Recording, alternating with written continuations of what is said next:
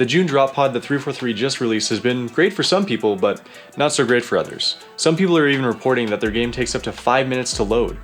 Obviously that's not what 343 intended, so we're going to take a look at what this update actually contains, and whether or not these drop pods are going to bring Halo Infinite back to a healthy player count.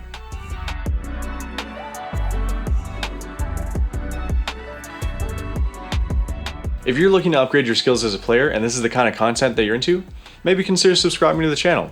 We do game nights and the occasional tournament over on our Discord as well, so you won't want to miss out on that. So if you're not too sure what I mean when I say drop pod, this is just what 343 are calling their impromptu updates that should be released on a somewhat monthly basis. They include everything from bug fixes to smaller content drops, and this one in particular has quite a few quality of life changes that people have been waiting for, so let's get into it. First up is a new loading screen. This is actually something that I've wanted for quite a while now, honestly, and I'm surprised that they hadn't implemented it sooner, but at long last, it's finally here. Many in the community have actually been asking 343 to start using the concept art for the game as the loading screen, and I actually think that's a pretty awesome idea, so hopefully they decide to go that route in the future. The next thing with this update is if you're on a Series X or Series S console, when you select a target frame rate in the settings menu, this update has made it so that that's actually reflected in-game. A nice fix for an issue that shouldn't have otherwise been there, but a nice fix nonetheless. Next up is the loading time for the Battle Pass, customization, the shop, and challenges, and I mean pretty much every other menu in the game that you can think of. This one, apparently a lot of people aren't noticing a difference for some reason. So if you have the option, I'd recommend making sure that the game is installed on either an SSD or an NVMe drive. That'll definitely help out a little bit. On my end, I definitely have noticed a difference. The load time seemed to be much faster since the update. So yeah, I guess it's just on a case-by-case basis. So let me know in the comments if the update worked for you.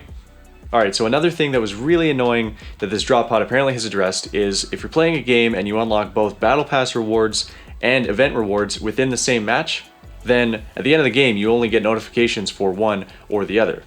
With this latest update, you get to see all of your rewards unlocked, whether they be in the Battle Pass or the event, all at the same time. So that's pretty awesome. Okay, so now we're going to take a look at the updates specifically for multiplayer. And firstly, they've made it so that you have to complete 25 non-ranked playlist matches in order to unlock the ranked playlist. This is a welcome addition amongst pros because it essentially means that there's going to be less hackers in ranked games. And just know that if you're running an older version of Halo Infinite, you're probably going to get the error that literally says unknown error in the ranked playlist after this update. So you just need to make sure that you close down the game, update it, and then restart it, and you should be good to go. The next big one is they've actually introduced a CSR limit while in the ranked playlist, specifically for your fire team. I won't go into too much detail on this one, but essentially it just means that the members of your fire team all need to be within a certain CSR bracket in order to play the ranked playlists together. Keep in mind this only affects players that are Platinum 1 or higher. I've linked an article in the description that goes into much more detail, so you should definitely give that one a read. The game's stability on Xbox One has also been improved, so players entering matches are going to be experiencing less issues. They've also improved the durability of all medium and light vehicles, like the Ghost, the Banshee, and the Warthog, just to name a few. They've also added unique icons to represent the game types Land Grab and Last Spartan Standing inside of the Customs game menu, which is great. But I don't know if you guys noticed this, but during the first season, they used Halo 5 screenshots for the icons representing the Halo Infinite multiplayer game types.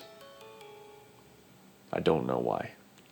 This update also fixed instances of repeating grenade explosions, as well as some other effects, so that's good news. And last but not least, you can no longer ping enemies if there is a wall or any other object obstructing your view. You must have a full line of sight at all times in order to ping enemies. Alright, well that's it for this video. Let me know what you think of this update and whether or not you noticed any of the changes. I know I have, and it's actually gotten me kind of excited for the future of Halo. I think these drop pods are going to be, honestly, a really great addition. And yeah, let me know your thoughts in the comments, and as always, thanks for watching.